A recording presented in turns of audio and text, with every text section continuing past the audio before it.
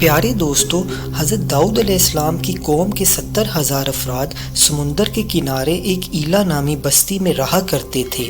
ان لوگوں کو اللہ پاک نے بہت ساری نعمتوں سے نوازا تھا، پر یہ لوگ اللہ کے راستے سے ہٹ گئے اور گناہوں میں مبتلا ہو گئے اور اللہ کی بنائی مخلوقات پر ظلم و ستم کرنے لگے۔ تو اللہ نے ان کو خبردار کیا اور ہفتے میں ایک دن شکار کرنے سے منع کیا اور باقی پورا ہفتہ شکار کرنے کی اجازت دی، اور جو ایک دن شکار سے منع کیا گیا اس دن اللہ کی عبادت کرنے کو کہا۔ اس طرح اللہ پاک نے ان کا امتحان لینا شروع کر دیا۔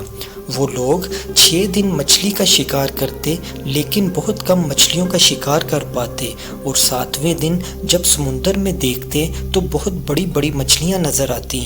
ان میں سے ایک شخص کو شیطان نے ورگلایا کہ تم پریشان کیوں ہوتے ہو؟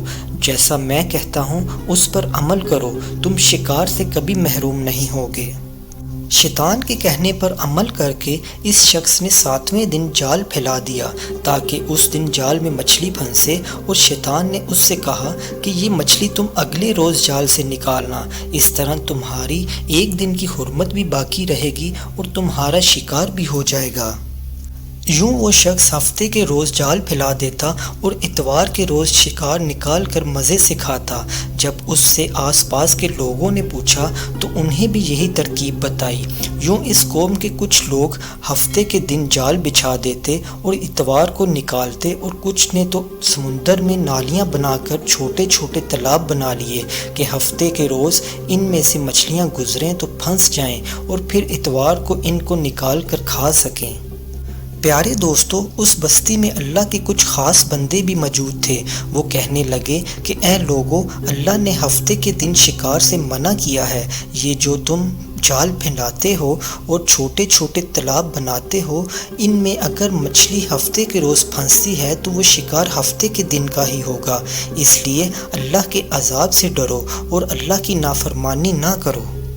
وہ لوگ مذاق اڑانے لگے کہ ہماری جو مرضی ہوگی ہم وہ کریں گے۔ اب اس بستی میں 3 گروہ بن گئے تھے۔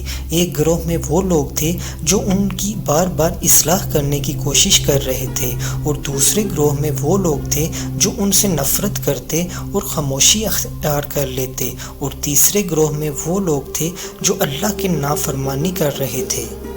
پھر اللہ کے نیک بندوں نے بستی کے بیچوں بیچ ایک دیوار بنا دی اور یہ حکم نافذ کیا کہ اللہ کی نافرمانی کرنے والے لوگ دیوار کی ایک طرف اور اللہ کے فرمانبردار بندے دیوار کی دوسری طرف رہیں گے۔ پیارے دوستو، اللہ کے نیک بندے ان کو بار بار کہتے رہے کہ اللہ سے ڈرو۔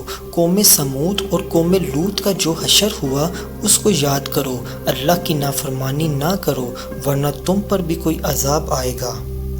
وہ سارے نافرمان جن کی تعداد 12,000 تھی، وہ سب ہنستے رہے کہ یہ سب تو کہانیاں ہیں، ہم پر کوئی عذاب نہیں آئے گا۔